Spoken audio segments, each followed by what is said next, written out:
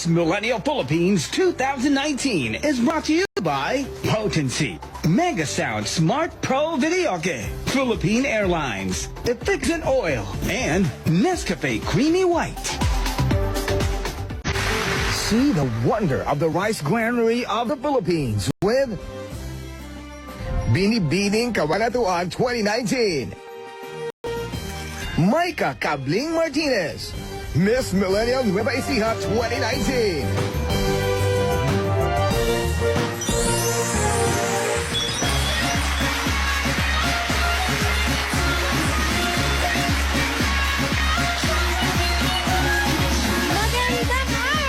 Mula sa probinsyang magsasaka ang bayani sa lahat ng panahon, siguradong mapapa-extra rice kayo sa amin. The Rice Granary of the Philippines, Micah Cabling Martinez, your Miss Millennial Nueva Ecija.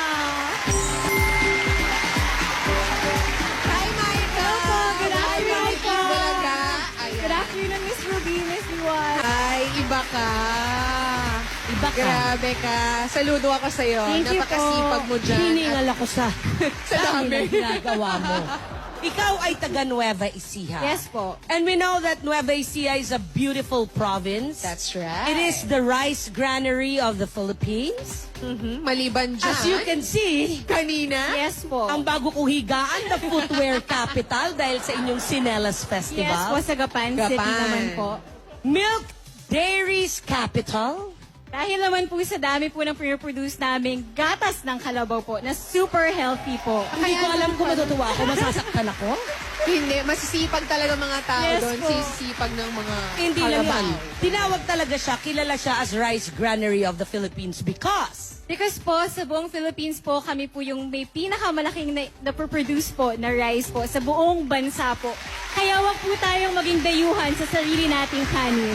Naniniwala ba kayo sa forever? Dahil sa Nueva Ecija, may never ending.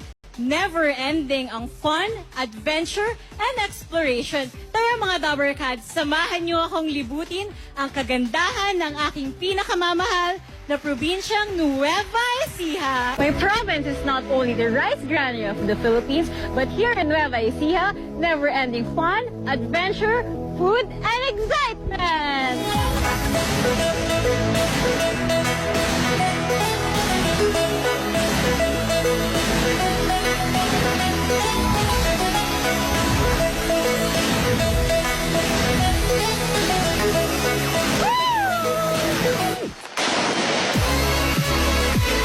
Isa sa mga bagong discovery here in Nueva Ecija, ang Dilalam Lake, which is a man-made lake which serves as an irrigation for the farmers and now a new tourist destination. Alam niyo ba mga Dabbercats na ang Bungabo Nueva Ecija is the onion basket of the Philippines? Do you want to try a different adventure? Nandito tayo ngayon sa Fort Magsaysay, which is one of the largest camps here in Southeast Asia. Kahit umuulan, pwedeng-pwede ang different military activities. Isa sa mga pinagmamalaking produkto dito sa Nueva Ecija ay ang mga rattan products tulad ng bags, baskets at iba pang pangdekorasyon. Mga Dabbercats, isa to sa mga finished products nila dito. Nandito tayo ngayon sa Barangay Pagas sa Cabanatuan City kung saan matatagpuan ang Eco Bricks House at ang Eco Bricks Furnitures. Isa sa mga patok na pasyalan dito sa Nueva Ecija ay ang Stone Age Resort dahil ang tubig ng kanilang swimming pool ay galing sa bukal ng bulubundukyo ng Sierra Madre.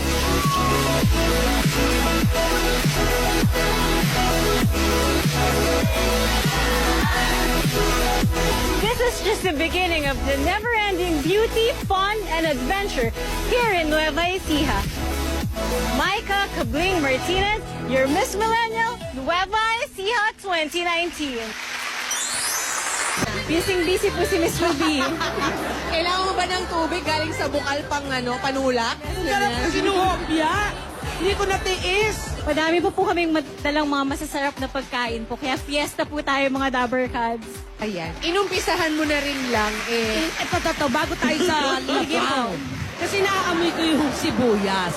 Bungabon, Nueva Ecija Yes ang po. capital ng mga sibuyas. Tama. Yes po, Sibuyas Basket po of the Philippines. Sibuyas Yung basket. Eco Bricks, ito yun eh. Ito po, kasi po ako po ay Princess taga Barangay Luan. Pagas po. So I am from Barangay Pagas, Cabanatuan City. And sa Barangay Pagas po namin, meron po kaming waste management dahil po maliit lang po yung barangay. So ma'am, alam niyo po ba na ang 1.5 liter po na ito ay naglalaman po ng isang sako ng basura ng plastic po. So ito po Wow. yung ating tulong po sa environment and tulong na rin po namin sa aming barangay and sa ecology po. Naging upuan pa, di ba? Exactly. Diyan ka lang. siya. Okay. Diyan ka lang. Sige. Rest. Thank you so much. Ito, napakarami mong... Oh, hi, sister! Ang dami Ayan. mong pasalubong. Yes po.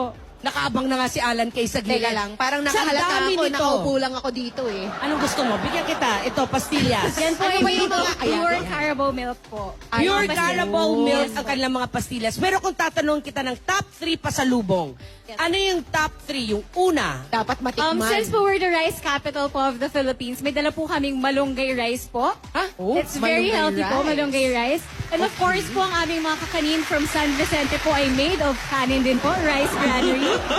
And also po, since po kami po ang milk capital of the Philippines, ang aming pong mga gatas ng kalabaw na ang mga produkto po ay pastillas, at ito pong mga, at usong-uso po ang mga milk tea. So meron po kaming milk tea na gawa po sa gatas, Gatas ng kalabaw?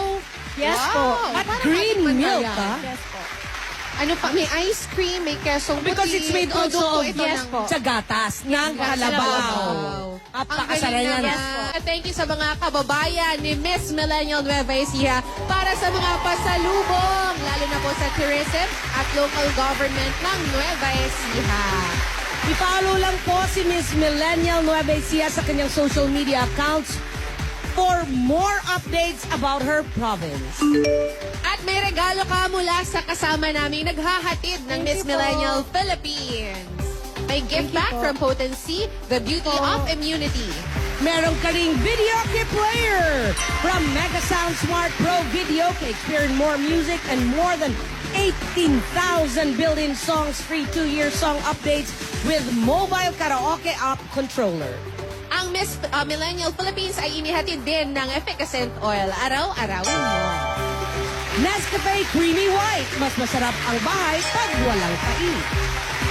At ng Philippine Airlines, fly with Philippine Airlines, the heart of the Filipino.